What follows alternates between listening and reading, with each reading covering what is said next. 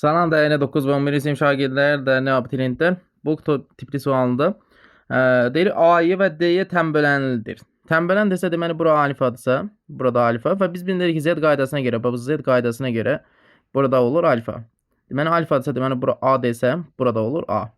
İndi bizdə bərabər yanlı trapesiya deyilən bir şey yoxdur burada deməyib. Burada da beta desəm, burada beta. İndi buranın uzunluğu B desə, burada olur B.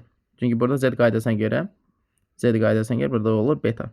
Bərabər yanlı 2 dənə üçbucaq yaranır. Biri bu üçbucaq, bir də bu üçbucaq. İndi burada biz necə ediləcək? Bu AD uzunluğu da zaten 14 verib və BS uzunluğu da bizə 10 verib. Yəni A plus B-mizin qiyməti də 10'dur. Bizdə perimetr istəyir. Perimetrdə biz görürük ki 2 dənə A, 2 B-dir. Yəni 2 vurulsun A plus B-miz plus da AD uzunluğu yəni 14. A plus B-miz nədir? 10 idi. 2 vurulsun 10 plus 14. Cavabımız olur 34. Sadə tipli məsələ idi. Y variantı. Sadəcə sualı görmək lazımdır.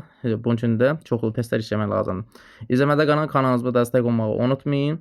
Bəyənmələri artırın ki, kanalımız daha çox uşaqların və abituriyentlərin, müəllimlərin qarşısına çıxsın.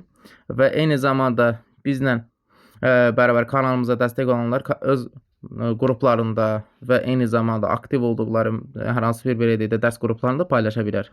Paylaşmaq sərbəstdir. İzləmədə qalın, yeni suallar paylaşılacaq. Çox sağ olun, təşəkkür edirəm.